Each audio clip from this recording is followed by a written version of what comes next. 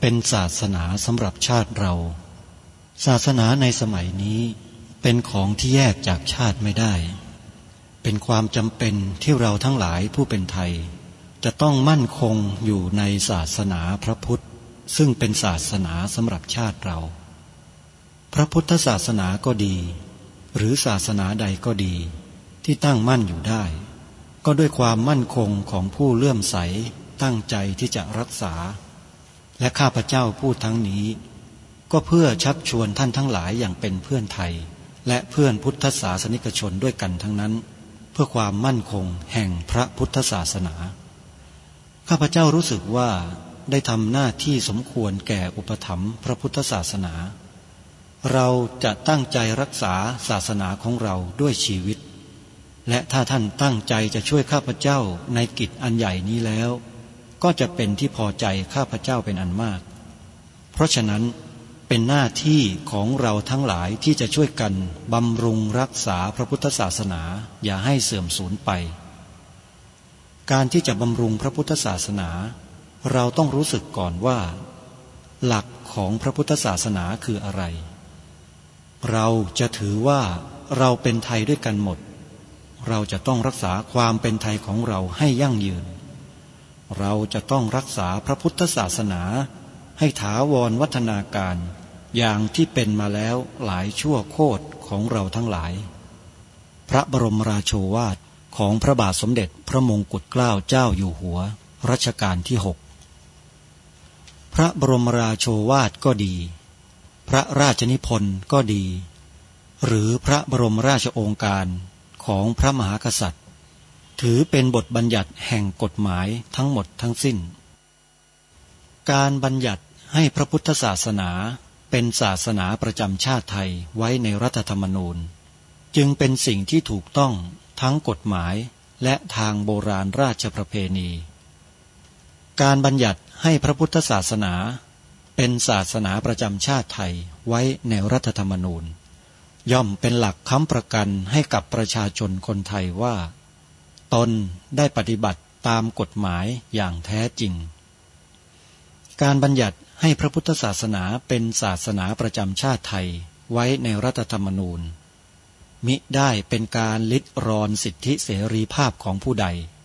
แต่เป็นการยืนยันความจริงตามกฎหมายและประวัติศาสตร์ชาติไทยการบัญญัติให้พระพุทธศาสนาเป็นศาสนาประจำชาติไทยไว้ในรัฐธรรมนูญจะทำให้พระพุทธศาสนาได้รับการอุปถัมภ์และคุ้มครองจากรัฐดุจเดียวกันกับที่องค์พระมหากษัตริย์ทรงกระทำมาการบัญญัติให้พระพุทธศาสนาเป็นศาสนาประจำชาติไทยไว้ในรัฐธรรมนูญจะป้องกันพระพุทธศาสนาไม่ให้ถูกลัทธินิกายนอกศาสนากระทำการใดๆได้ด้วยอุบายต่างๆนานาการบัญญัติให้พระพุทธศาสนาเป็นศาสนาประจำชาติไทยไว้ในรัฐธรรมนูญจะทำให้สังคมไทยมีแต่ความสุขร่มเย็นเป็นธรรมทั้งต่อคนศาสนาอื่นและคนสัญชาติอื่นได้อย่างแท้จริงแต่ถ้าไม่บัญญัติให้พระพุทธศาสนาเป็นศาสนาประจำชาติไทยไว้ในรัฐธรรมนูญในอนาคตประเทศไทยจะต้องตกอยู่ในสถานะเดียวกันกับพื้นที่3จังหวัดชายแดนภาคถือของท่านได้ทั่วโลกโดยการดาวน์โหลดแอปพลิเคชันที่ชื่อว่าวิทยุพุทธศาสนาทั่วไทยท่านจะสามารถรับฟังรายการคดีโลกคดีธรรมนี้ได้ทุกวันหนึ่งจะมีสถานีวิทยุต่างๆนำไปออกอากาศต่างเวลากัน5เวลาท่านสามารถเลือกรับฟังในเวลาใดก็ได้ใน5เวลาดังกล่าวคือ9โมงเช้า10โมงเช้า11โมงเช้า13นาฬิกาบ่ายและตีหนึ่งซึ่งสถานีวิทยุที่นำรายการนี้ไปออกอากาศในแต่ละเวลานั้นประกอบไปด้วย เวลา9 นาฬิกาสถานีวิทยุวัดหนองกายและวัดอารามมงคลเวลา10 นาฬิกาวัดป่าจริยธรรมเวลา11 นาฬิกาวัดฝายหินเวลา13 นาฬิกาวัดบ้านปลาคูนและเวลา1 วัดฝายหินนอกจากนี้ยังมีสถานีวิทยุวัดสามชุกอำเภอสามชุกจังหวัดสุพรรณบุรีออกอากาศตามปกติทางสถานีวิทยุในจังหวัดสุพรรณบุรีที่คลื่น FM 100.25 เมกะเฮิรตซ์ออกรายการคดีโลกคดีธรรม2 เวลาคือ9 นาฬิกาและเวลา20 นาฬิกาท่านผู้ฟังสามารถติดตามรับฟังกันได้วันนี้รายการคดีโลกคดีธรรมก็ยังคงนำเสนอบทความในหนังสือกรณีสันติอโศกต่อเนื่องจากเมื่อวานนี้ซึ่งท่านเจ้าประคุณสมเด็จได้กล่าวถึงพระสงฆ์ที่อยู่ในชนบทซึ่งมีความน่าเป็นห่วงมากจากการตอบข้อซักถามของผู้สัมภาษณ์ที่เขาได้ยิงคำถามที่เกิดจากสื่อมวลชนนำไปเผยแพร่ในประเด็นต่างๆซึ่งเราก็ได้ฟังกันไปเมื่อวานนี้ในวันนี้เป็นคำถามต่อเนื่องที่ทางผู้สัมภาษณ์ได้กราบเรียนถามท่านเจ้าประคุณสมเด็จในสมัยนั้นเพื่อให้พระเดชพระคุณท่านได้ตอบคำถามอธิบายชี้แจงข้อสงสัยต่างๆซึ่งประชาชนในยุคนั้นมีความสับสนวุ่นวายมากๆเพราะมีคนไปสร้างประเด็นขึ้นมาเพื่อให้เกิดความแตกต่างจากประเด็นที่พระเดชพระคุณท่านเจ้าประคุณสมเด็จท่านได้ตอบคำถามและได้พูดไว้ในหนังสือกรณีสันติอโศกมากมายเหลือเกินทำให้ผู้คนในสังคมนั้นสับสนมากท่านเจ้าประคุณสมเด็จก็เลยต้องอธิบายความให้กับผู้ซักถามเพื่อให้เกิดความเข้าใจร่วมกัน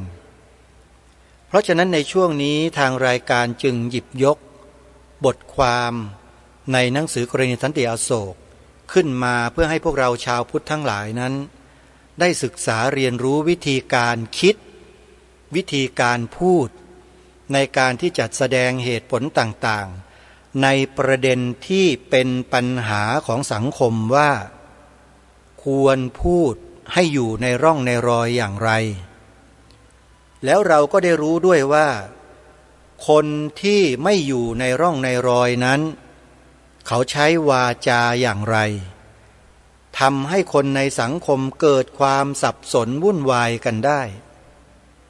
และนี่แหละทางรายการจึงได้หยิบยกประเด็นนี้ขึ้นมาเพื่อให้พวกเราได้รู้เท่าทันถึงความเฉยไฉของคนบางประเภทที่ยังมีอยู่ในสังคมของเราแล้วก็ปลอมปนอยู่ในหมู่ชาวพุทธของเราด้วยถ้าเราไม่รู้เท่าทันคนพวกนี้เนี่ยเราก็จะสับสนวุ่นวายตามกับเขาไปด้วยเพราะฉะนั้นเพื่อให้เกิดความถูกต้องตรงประเด็นในแง่ของข้อกฎหมายก็ดี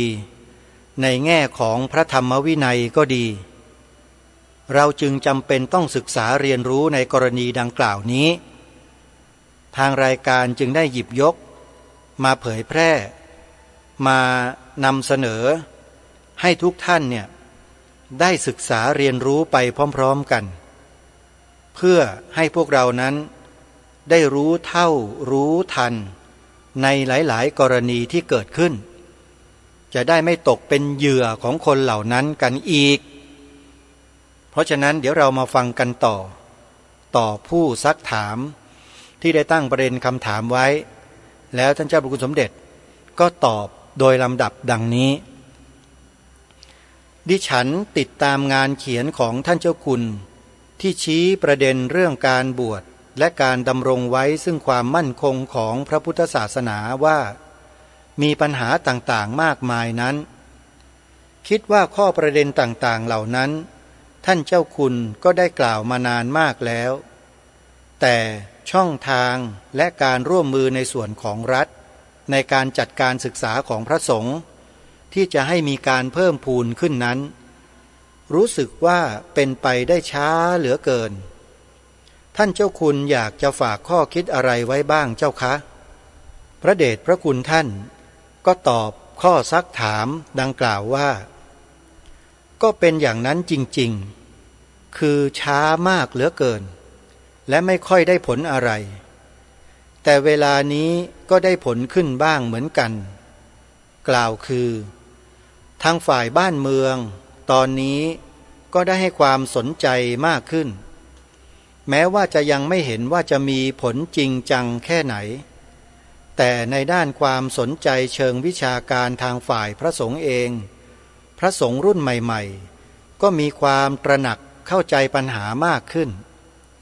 อย่างไรก็ตามพระสงฆ์รุ่นใหม่ก็มีปัญหาของท่านเองซึ่งทำให้ติดขัดในการจะมาร่วมทำงานกันได้จึงยังหวังได้ยากถ้าจะให้ได้ผลจริงต้องออกมาจากฝ่ายบริหารซึ่งมีหน้าที่โดยตรงแต่ก็ยังมีอีกทางหนึ่งคือโอกาสในการเปลี่ยนแปลงการศึกษาของคณะสงฆ์เวลานี้ก็กำลังจะมีแผนการศึกษาของคณะสงฆ์ซึ่งอาตมาก็ได้ร่างให้และได้รับการเห็นชอบแล้วคิดว่าอีกสักวัน2 วันก็อาจจะเซ็นประกาศเป็นประกาศที่เรียกว่านโยบายและแผนการศึกษาวิชาการพระพุทธศาสนาอย่างไรก็ตามนี่ก็เป็นเพียงการประกาศเป็นทางการออกมาเท่านั้นในทางปฏิบัติ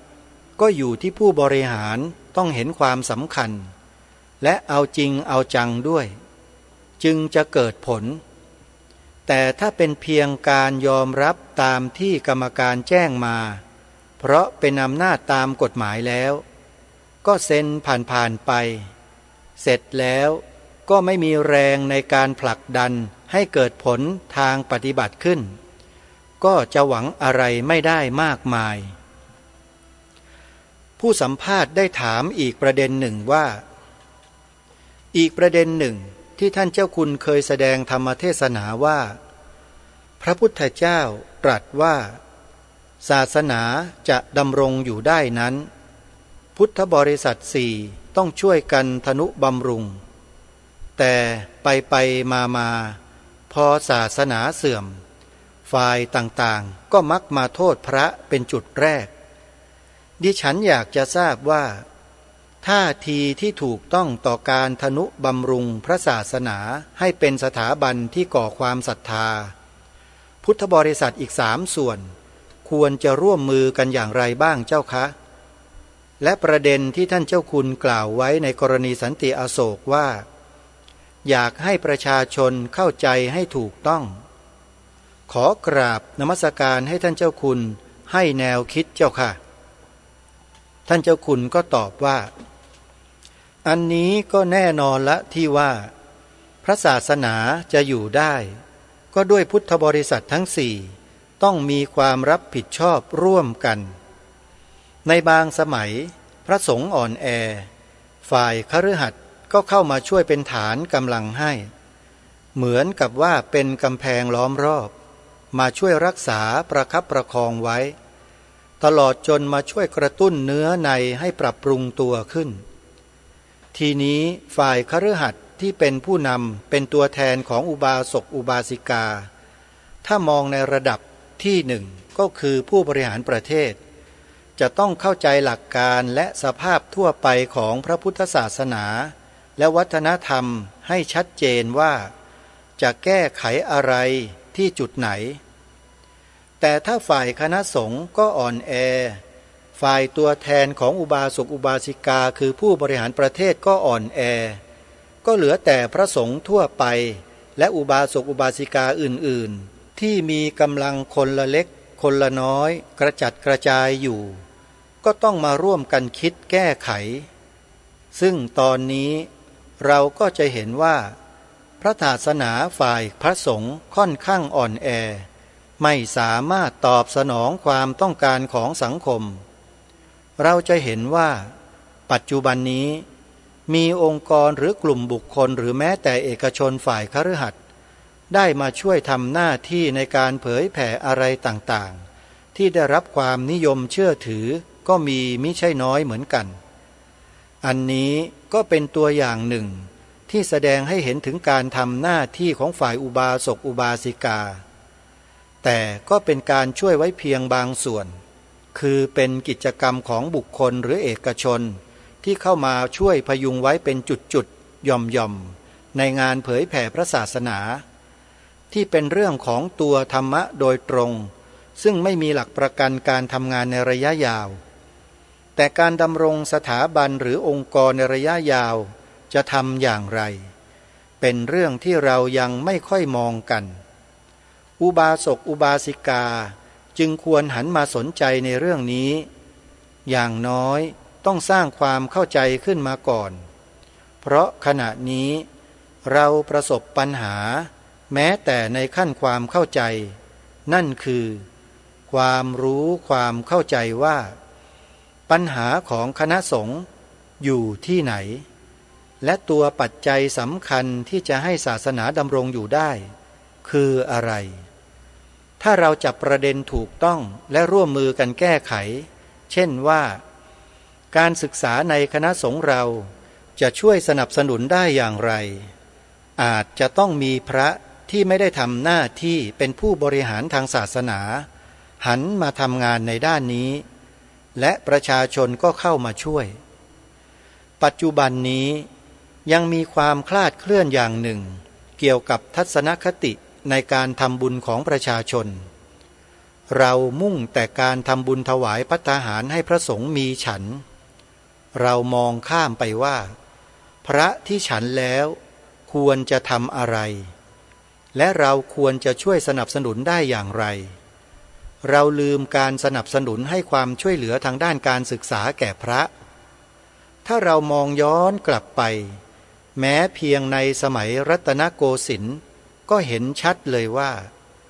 ในรัชกาลที่หนึ่ง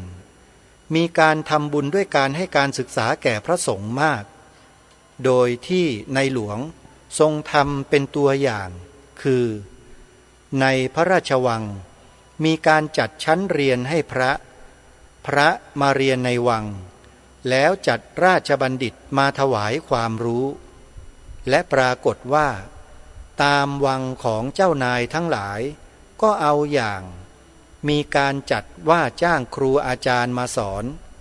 และเลยไปถึงพวกขุนนางข้าราชการก็พลอยทำตามกันนอกจากนั้น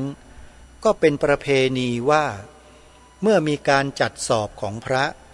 ในหลวงจะทรงเป็นประธานดังตัวอย่างในรัชกาลที่5เวลาสอบในหลวงจะเสด็จมาทำกันเป็นเรื่องเป็นราวเป็นประกาศของในหลวงเองว่าให้ดำเนินการอย่างนั้นอย่างนี้ซึ่งได้อ่านพบว่าการจัดการศึกษาของพระสงฆ์นี้ให้ถือเป็นพระราชกิจในปัจจุบันทางบ้านเมืองไม่เข้าใจประเพณีนี้เลยท่านที่เป็นผู้บริหารประเทศไม่เข้าใจเห็นว่าการศึกษาของพระสงฆ์ก็จัดไปก็เลยไม่ได้เหลียวแลและทางด้านพระสงฆ์เองก็ไม่รู้ไม่เข้าใจในการจัดการศึกษาให้กับคนของตัวเองไม่รู้ว่าพระเณรที่มาบวชมาเป็นนักเรียนในความรับผิดชอบของตนเป็นใครมาจากไหนเมื่อเข้ามาอยู่ในวัดจะให้การศึกษาอย่างไรเมื่อไม่รู้ไม่เข้าใจก็จัดไม่ตรงกับความต้องการของบุคคลและไม่รู้ว่าสังคมต้องการอะไรเมื่อไม่รู้ความต้องการของสังคม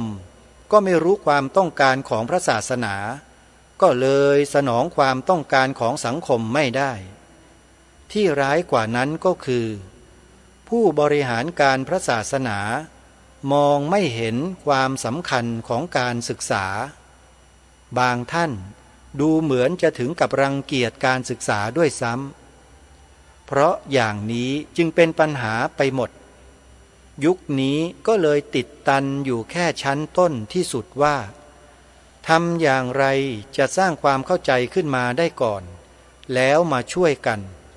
ร่วมมือในตัวหลักตัวที่เป็นปัจจัยสำคัญของการแก้ปัญหาผู้สัมภาษณ์ถามต่อไปว่าขอโยงเรื่องนี้เข้าสู่ระบบการศึกษาของรัฐสักนิดหนึ่งจากที่ท่านเจ้าคุณพูดถึงการศึกษาของพระสงฆ์แล้วพูดถึงอุบาสกอุบาสิกา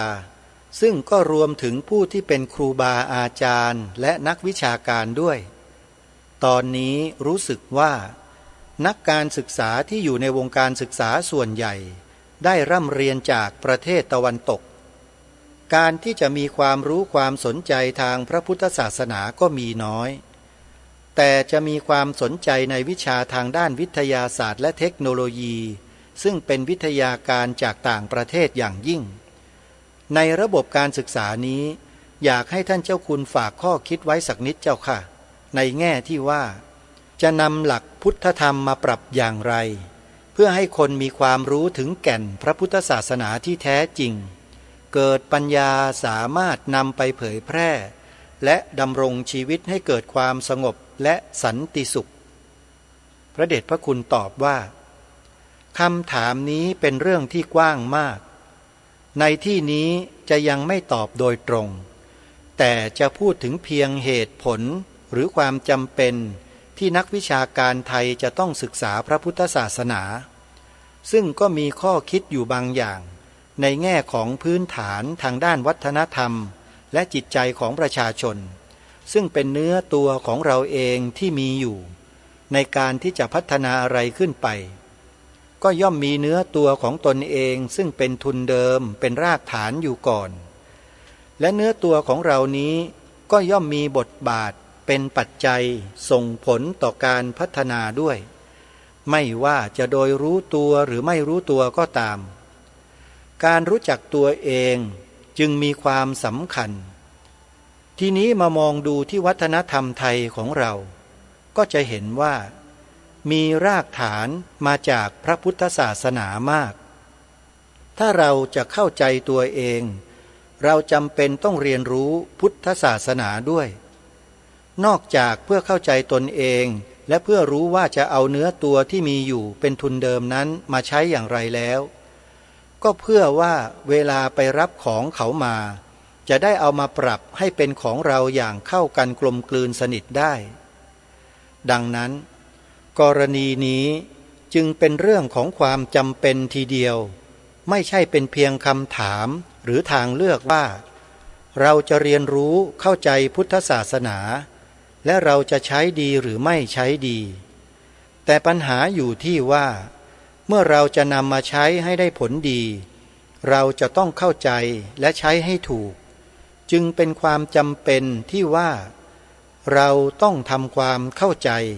เพื่อปรับเนื้อตัวที่เป็นทุนเดิมมาจากวัฒนธรรมที่มีพุทธศาสนาเป็นรากฐานนั้นให้เข้ากับความต้องการหรือแม้แต่ให้เข้ากับหลักวิชาของตะวันตกได้ถึงแม้ว่าเราจะชอบวิชาการตะวันตกก็ไม่มีปัญหาอะไรข้อสำคัญอยู่ที่ว่าจะปรับอย่างไรให้วิชาการของตะวันตกนั้นเข้ากับตัวเราได้หรือแม้แต่ถ้าว่าเราไม่ชอบเนื้อตัวของเราเองที่มีอยู่เราก็ต้องหาทางชำระล้างเนื้อตัวของเราเดิมที่มีอยู่แล้วแต่เป็นอุปสรรคขัดขวางต่อการรับรองใหม่นั้นออกไปเสียแม้แต่มองในแง่ลบถ้าจะต้องชำระเอาเนื้อตัวที่ติดมาแต่เดิมออกไปเราก็ต้องศึกษาอีกว่าอะไรที่เราจะต้องเอาออกและจะเอาออกได้อย่างไรจึงเป็นความจำเป็นที่จะต้องเรียนรู้และเข้าใจอย่างไรก็ตามปัจจุบันนี้เราได้ก้าวมาอีกขั้นหนึ่งแล้ว ถึงจุดที่มองเห็นกันว่าวิชาการตะวันตกก็เกิดปัญหาขึ้นมาพอเกิดปัญหาอย่างนี้เราก็แสวงหาทางออกก็เลยมาคิดทบทวนหาสิ่งที่เป็นคุณค่าของเราเองที่มีอยู่เพราะฉะนั้นก็อาจจะเป็นการได้ทางออกเข้าพอดีในขณะที่เรากำลังพยายามเข้าใจตนเองเพื่อทำการปรับตนเองให้ได้ดีนั้นเราศึกษาไปก็อาจจะได้ข้อสรุปที่จะเอามาใช้แก้ปัญหาทางการศึกษาที่ตะวันตกติดตันอยู่ได้ด้วยถ้าได้อย่างนี้ก็จะเป็นผลดียิ่งขึ้นผู้ซักถามพระเดชพระคุณท่านอีกว่าดิฉันในนามของฝ่ายบรรณาธิการวารสารศึกษาศาสตร์ปริทัศน์ซึ่งเป็นตัวแทนมาสัมภาษณ์ขอกราบนมัสการขอบพระคุณในความเมตตาของพระเดชพระคุณท่านเจ้าคุณอาจารย์ที่เมตตาสละเวลาตอบข้อสัมภาษณ์ต่างๆอันเป็นธรรมทานก่อให้เกิดความกระจ่างในแง่วิชาการอย่างดียิ่งเจ้าค่ะขอน้อมนมัสการด้วยจิตสำนึกในเมตตาธรรมที่ท่านเจ้าคุณอาจารย์มีต่อคณะศึกษาศาสตร์ตลอดมาด้วยเจ้าค่ะนี่ก็เป็นบทความที่ท่านเจ้าประคุณสมเด็จพระพุทธโฆษาจารย์ปอ.ประยุตโตเมื่อครั้งดำรงสมณศักดิ์ที่พระเทพเวทีได้ตอบข้อซักถามของนักวิชาการจากสถาบันการศึกษาแห่งหนึ่งเป็นกลุ่มของนักศึกษาศาสตร์จากมหาวิทยาลัยดังแห่งหนึ่งก็ได้รับคำตอบต่างๆจากท่านเจ้าประคุณสมเด็จไปเป็นที่เรียบร้อยทุกประการเชื่อเหลือเกินว่าท่านผู้ฟังที่ติดตามรับฟังรายการมาตั้งแต่ต้นจะมองเห็นประโยชน์ของการนำเสนอบทความในหนังสือกรณีสันติอโศกนี้ไม่มากก็น้อยอย่างน้อยๆเนี่ยก็อาจจะทำให้ชาวพุทธของเราจำนวนหนึ่งที่มีพื้นฐานความรู้ทางโลกดีอยู่แล้วก็ผนวกกับความรู้ทางธรรมเข้าไปด้วยเนี่ยทำให้เข้าใจในสิ่งที่ท่านเจ้าประคุณสมเด็จพระพุทธโฆษาจารย์ปอ.ประยุตโตที่ได้ตอบข้อซักถามดังกล่าวในหนังสือเล่มนี้ที่ท่านได้ฟังจบไปนี้ได้เป็นอย่างยิ่งอย่างมากทีเดียวแล้วก็หวังแน่ว่าท่านทั้งหลายที่ได้รับความรู้เกี่ยวกับประเด็นต่างๆที่ท่านเจ้าประคุณสมเด็จได้ตอบข้อซักถามเอาไว้ในหนังสือดังกล่าวนี้นำไปใช้ให้เป็นประโยชน์ต่อผู้คนในสังคมประเทศชาติบ้านเมืองของเราให้ยิ่งขึ้นไปและก็หวังอีกว่าสิ่งเหล่านี้ของท่านเจ้าประคุณสมเด็จที่ได้พิมพ์เผยแพร่อยู่จะไม่ถูกใครบางกลุ่มบางพวกใช้วิชามารทำลายทำให้สูญหายไปจากสังคมหวังอย่างยิ่งนะฮะแต่อย่างไรก็ตามในโลกยุคปัจจุบันเป็นโลกดิจิตอลโลกโซเชียลเน็ตเวิร์กเป็นโลก globalization คือกว้างขวางปิดกั้นไม่ได้ผลงานต่างๆอย่างกรณีที่ได้หยิบยกมานี้มีปรากฏอยู่ในสื่อโซเชียลเป็นจำนวนมากซึ่งสาธุชนสามารถที่จะเข้าไปสืบค้นไปดูไปศึกษาเพิ่มเติมได้อย่างมากมายทีเดียวเพราะฉะนั้นท่านสาธุชนทุกท่านการที่เราจะศึกษาเรียนรู้จะดูปัญหาจะแก้ปัญหาใดๆก็ตามโดยเฉพาะปัญหาที่เกี่ยวกับพระพุทธศาสนาของเราเนี่ยสิ่งที่เราต้องคำนึงให้มากที่สุดก็คือผู้รู้ที่สามารถจะวินิจฉัยตัดสินใจในประเด็นต่างๆที่เกิดขึ้นเป็นปัญหาของสังคมชาวพุทธเราได้ดีที่สุดเนี่ยเราต้องแสวงหาบุคคลคนนั้นเพื่อศึกษาผลงานของท่านผลงานของท่านนั้นแหละจะเป็นตัวชี้วัดให้พวกเราในสังคมนั้นได้เกิดความรู้ความเข้าใจหรือจะเรียกว่าทิฏฐิสามัญญตาความเข้าใจที่ถูกต้องตรงกันเนี่ยเกิดขึ้นได้และทิฏฐิสามัญญตานี่แหละ เป็นเหตุแห่งความสงบร่มเย็นเป็นธรรมให้เกิดขึ้นในสังคมได้จริงแต่มันมีคนฝ่ายตรงข้ามที่ไม่เห็นด้วยกับสิ่งที่เราพูดสิ่งที่เราทำกันอยู่นี้เพราะทำให้เขาเสียประโยชน์ยังไงคือเขาได้อุตส่าห์ลาออกจากคณะสงฆ์แล้วไปตั้งคณะใหม่ขึ้นมาเนี่ยแล้วก็อุตส่าห์ไปทำตัวให้มันดูปอนๆดูน่าสงสารทำเป็นจนอะไรเงี้ยแล้วก็ไปบิดเบือนพระธรรมวินัยไปเที่ยวสอนกันอยู่ที่ถูกอกถูกใจกันอยู่นั่นน่ะเราไม่ได้ทำความเข้าใจและทำการศึกษาเรียนรู้กลุ่มบุคคลเหล่านี้กันเลยเมื่อเราไม่ทำการศึกษาเรียนรู้เราก็รู้ไม่เท่ารู้ไม่ทันเมื่อรู้ไม่เท่ารู้ไม่ทันบวกกับความไม่รู้ในพระธรรมคำสอนไม่ได้ศึกษาไม่ได้ปฏิบัติไม่ได้อะไรเลยเนี่ยนะก็ทำให้คนเรานั้นหลงไปได้โดยง่ายพอหลงไปแล้วล่ะทีนี้เขาก็จับเป็นเครื่องมือสิพวกนี้จับเป็นเครื่องมือเลยนะเป็นเครื่องมือทำอะไรเขาก็ว่ากันไปเขาบริหารจัดการกันไปอ้าวคนนี้ไปอยู่อย่างนี้คนนี้มีความสามารถอย่างนี้ไปอยู่กลุ่มนี้แล้วก็วางงานให้ทำอย่างนี้อย่างนี้นะถึงเวลานี้วันนี้เดือนนี้ทำอย่างนี้นี่คือกลุ่มคนเหล่านี้เขาเก่งเขาฉลาดเขามีความสามารถแต่น่าเสียดายความเก่งความฉลาดความสามารถเหล่านั้นถูกนำไปใช้ในทางที่ผิดจึงทำให้หนังสือกรณีสันติอโศกเกิดขึ้นในสังคมไทยของเรานี่ไงนี่แหละท่านสาธุชนทุกท่านปัญหาเหล่านี้เป็นปัญหาที่สั่งสมมาโดยตลอด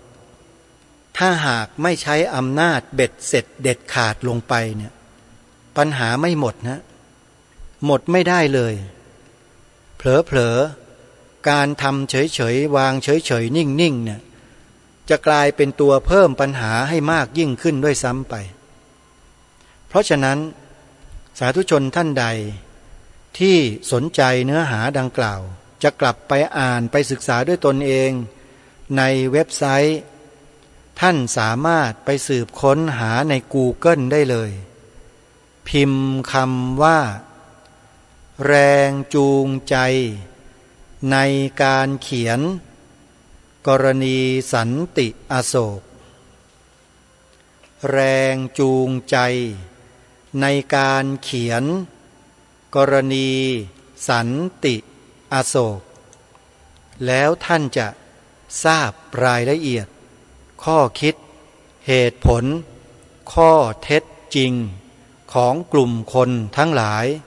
ที่แสดงตัวแสดงตนต่อคณะสงฆ์ต่อพุทธบริษัทไทยของเราตั้งแต่วันนั้นมาจนถึงวันนี้เมื่อเรารู้จักดีแล้วเนี่ยเราก็จะได้เลือกในการที่จะศึกษาในการที่จะปฏิบัติในการที่จะเผยแพร่ให้ถูกต้องได้เราก็จะได้ไม่ไปหลงผิดหลงเชื่อในสิ่งที่ถูกบิดเบือนเป้าหมายก็มีอยู่แค่นี้เองฮะไม่ได้ไปคิดร้ายไม่ได้ไปทำร้ายไม่ได้ไปทำลายใครสักคนคนเหล่านั้นที่บิดเบือนอยู่เขาก็อยู่อย่างปกติสุขของเขาในชาตินี้อิ่มหมีพีมันมีทรัพย์สินมีเงินทองมีสมบัติพอกพูนงอกเงยมหาศาลเขาก็มีความสุขอยู่ของเขาส่วนเขาจะทำตัวแบบไหนยังไงมันก็เรื่องของเขาเขาจะลวงโลกยังไงมันก็เรื่องของเขาเราไม่ได้อาจสามารถที่จะไปตีหน้าแข้งเขาเอาขวานไปทุบศีรษะเขาได้หรอกโยมทำไม่ได้เลยฮะหรือจะเอาเจ้าหน้าที่ไปกระชากลากถูจับกุมใส่กุญแจมือแล้วก็ยันเข้าไปอยู่ในคุกในตารางเราก็ทำไม่ได้โยมสิ่งที่เราทำได้นี่ทำตามที่ท่านเจ้าพระคุณสมเด็จท่านกล่าวไว้ในหนังสือกรณีสันติอโศกเนี่ยชัดเจนมากแล้วก็เป็นเหตุเป็นผลเป็นลอยิก ซึ่งสามารถนำไปใช้ได้ในทุกๆกรณีที่เกิดปัญหาขึ้นกับพระพุทธศาสนาของเราเพราะฉะนั้นท่านสาธุชนผู้ฟังทุกท่านการที่เรานับถือพระพุทธศาสนาเป็นอุบาสกอุบาสิกาเป็นชาวพุทธเป็นสามเณรเป็นแม่ชีเป็นพระภิกษุในพระบวรพุทธศาสนาแล้วเนี่ยเราต้องขวนขวายศึกษาเรียนรู้ทำความเข้าใจในข้อธรรมข้อวินัยให้ดีแล้วก็ช่วยกันเผยแพร่เมื่อมีปัญหามีอุปสรรคมีอะไรต่างๆที่เกิดขึ้นมาส่งผลกระทบเราก็ต้องร่วมด้วยช่วยกันจะปล่อยภาระให้เป็นของพระสงฆ์อย่างเดียวไม่ได้ท่านเจ้าพระคุณสมเด็จท่านเตือนนักเตือนหนาเลยพระสงฆ์อย่างเดียวเนี่ยสู้เขาไม่ได้โยมต้องอุบาสกอุบาสิกาของเรานี่แหละตั้งกันขึ้นมาเป็นองค์กรอิสระองค์กรเอกชนอะไรต่างๆเนี่ยท่านเจ้าพระคุณสมเด็จชื่นชมนะในการจัดตั้งองค์กรต่างๆขึ้นมาแล้วก็ช่วยกันเผยแพร่แนวคิดอุดมการณ์ที่ดีที่ถูกต้องให้กับประชาชนเนี่ยท่านถือว่าเป็นสิ่งที่ดีงามเป็นสิ่งที่ประเสริฐเป็นสิ่งที่เลิศมากให้พวกเราได้ช่วยกันนะสาธุชนทุกท่านวันนี้เวลาของรายการหมดท่านผู้ฟังช่วงท้ายรายการก็ขอประชาสัมพันธ์นิดนึงนะโยมนะช่วงที่ผ่านมาเนี่ยอาตมาภาพมาอยู่ที่สวนป่าสามัคคีธรรมประมาณ1 สัปดาห์มาอยู่ก็อยู่ตามลำพังรูปเดียวนะอาตมาภาพก็ไม่มีใครคอยช่วยเหลือดูแลเป็นการเฉพาะต้องอาศัยญาติกันจัดอาหารมาถวายให้วันละ1 มื้อฉันเสร็จเราก็ทำกิจของเราดูแลต้นไม้ดูแลเรื่องสภาพดินสภาพน้ำดูแลความสะอาดดูอะไรต่างๆที่เป็นเรื่องของต้นไม้เรื่องของการปลูกป่านะฮะก็แก้ไขไปดูไปทำไปมีปุ๋ยมีอะไรก็เอาไปใส่ตามโคนต้นไม้ทำมาหลายวันก็ไม่ได้บอกญาติโยมหรอกก็ได้แต่โพสต์ทิ้งไว้ใน Facebook นะโยมส่วนตัวว่าใครที่ต้องการทำบุญต้องการมหากุศลก็ช่วยกันบริจาคให้กับสวนป่าสามัคคีธรรมนะตามกำลังอาตมาภาพก็นำมาใช้ในการพัฒนาสถานที่นี้ไปเรื่อยๆได้มาก็ทำไม่มีก็หยุดแต่ส่วนมากก็จะหยุดไม่ได้ทำเพราะไม่มีเงินบริจาคเข้ามาเลยก็พูดได้เท่านี้โยมพูดมากกว่านี้ไม่ดีก็ขอสมมุติยุติรายการไว้แต่เพียงเท่านี้พบกับรายการได้ใหม่ในวันต่อไปขอความสุขความสวัสดีในธรรมแห่งองค์สมเด็จพระบรมศาสดาสัมมาสัมพุทธเจ้าจงปรากฏเกิดมีขึ้นในจิตใจของท่านผู้ฟังทุกท่านทุกคนเทอญขอ